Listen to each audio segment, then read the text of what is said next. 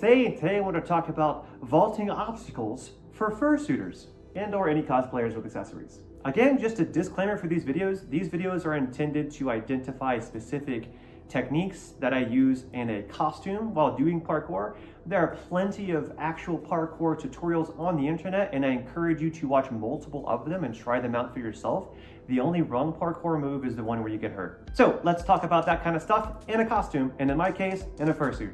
So first and foremost, what is a parkour vault? Well, it's when you get over an obstacle that's, of variable length of height, but using both your feet and your hands.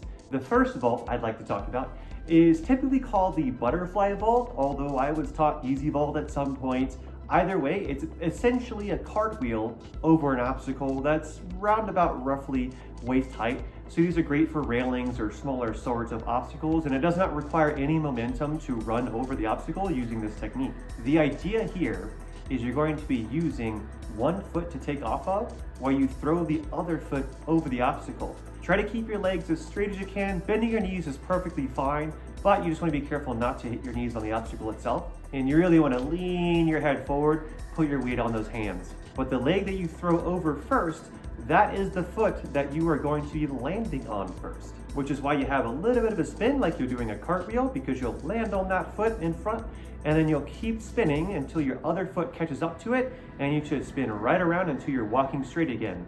A couple of notes for this vault on specifically for fursuiters is watch your head. Usually your snout might be the first problem because you might hit your hands with it, hit your elbows with it, or probably hit the obstacle you're trying to vault over. Your ears shouldn't be too much of a problem if you have large ears like I do. Also, the digigrade legs should not be an issue as well because you're having your legs nice and plenty above the obstacle. If you keep them high enough, keeping them straight also helps. And then at that point, your main concern is going to be your feet. If you have large feet like I do on your costume, you just want to make sure they get plenty of clearance over the obstacle. So again, practicing this obviously out of costume, and then try practicing it with just your feet. And if you, for some odd reason, happen to have a 6 foot long tail like I do, definitely watch out for that. It actually becomes a flail when you spin around, so be mindful of your surroundings when doing this kind of move. This is definitely one of my more favorite vaults to use because it requires so little preparation to go up to the obstacle. It looks pretty flashy. It's not exactly functional, but it will give you over the obstacle with pretty ease of use once you start to get the hang of putting your weight on your hands to balance. Next up is my next favorite vault that I typically use. It's called a safety vault.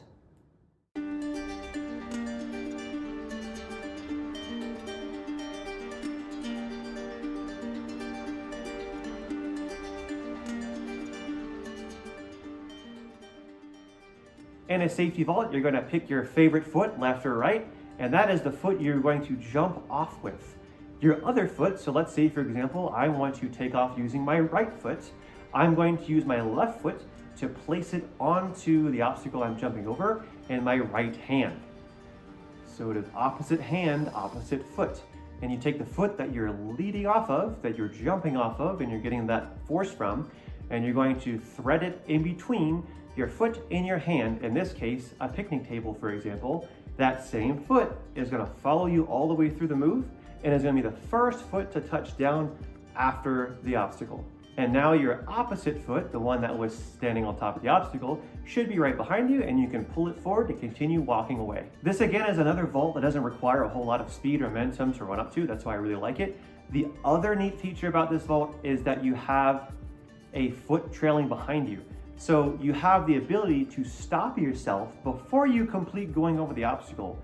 For example, if there is a gap on the other side of the small wall you're trying to jump over, for safety vaults, the biggest thing you're going to have an issue with here is obviously grip. You're not really gripping things per se, but having your hand planted flat on a surface where it might slide away depending on the angle of how far away you place both your feet and your hands could potentially slip away. So be mindful of how far apart you place them. Also, taking that foot, if it happens to be a giant football like mine, it's very clumsy to get that level of clearance in between your hand and your foot and the obstacle when going through. So definitely practice this out of suit and just put your feet on to get an idea how big they are, so you have a mental awareness of where it is, because I guarantee you if you're wearing a fursuit head, you cannot see your feet. Aside from your grip and your feet, if you do happen to have a long tail, it shouldn't be too much of a problem depending on the obstacle.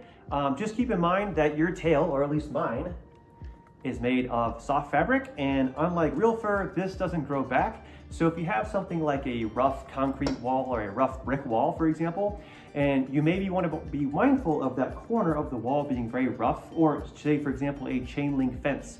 I would not recommend doing a safety vault over a chain link fence with a long tail, because that tail could possibly get caught on the fence and rip it to shreds. So please be careful of that. And sort of a natural progression to a safety vault is called a speed vault, which is functionally the same thing. However,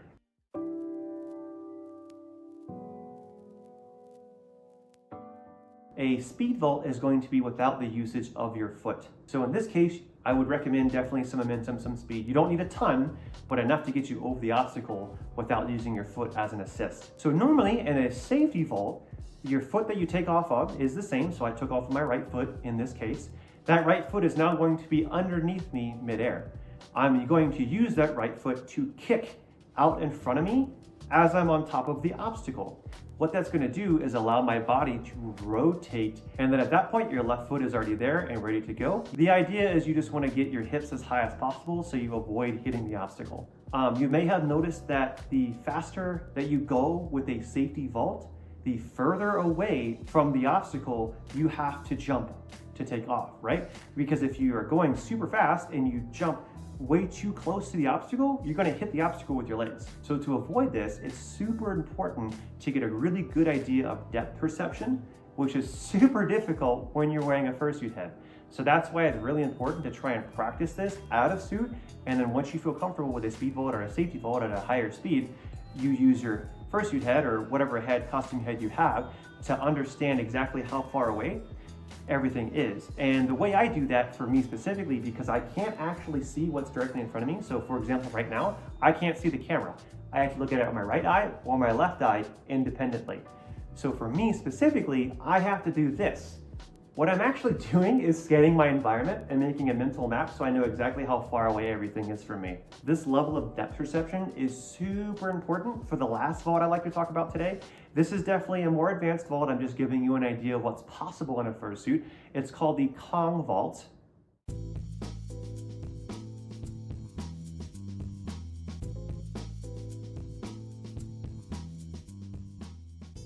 And this is where you place both of your hands in front of you, push up on the obstacle, and you take your feet and feed them both at the same time in between your hands. A way to work up to this is you can actually place both your hands in front of you and just try jumping up and see how high you can get your hips. You don't have to go over the obstacle, you're just seeing how high you can get your hips, and eventually if you can pull your feet to stand on top of the obstacle, that's the progression that you need to use for a Kong vault. Again, there are plenty of tutorials on this on the internet, so I'm not going to belabor something that's already out there. But for fursuiters specifically, your feet are going to be your biggest problem here. They are going to be gigantic compared to the little space you have between your hands and the obstacle to get these things on the other side. But I promise you, it is possible to do Kong vaults in a full fursuit, even with DG-grade legs and a 6-foot tail.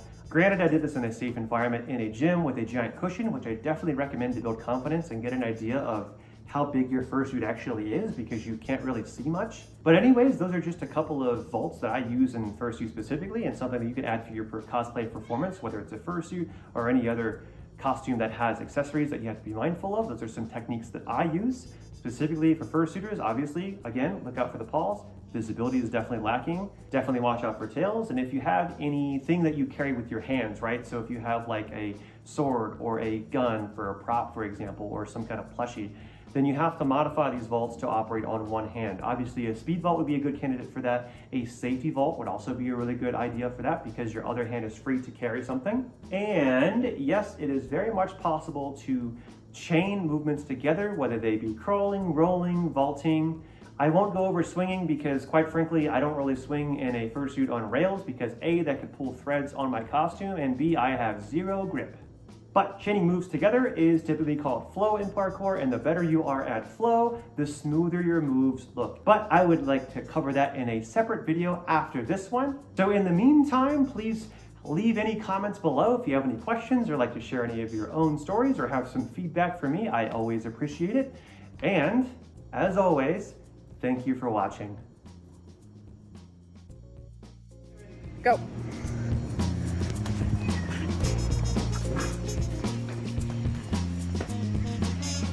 Do it again. Do it again. Do it again.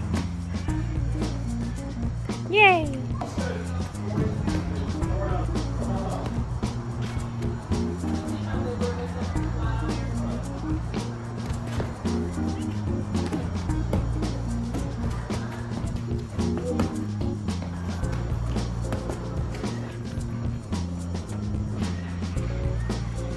Steal that.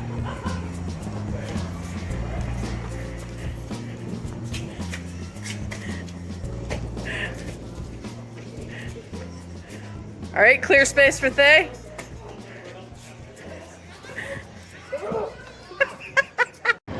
Your finest on the shelf, sir.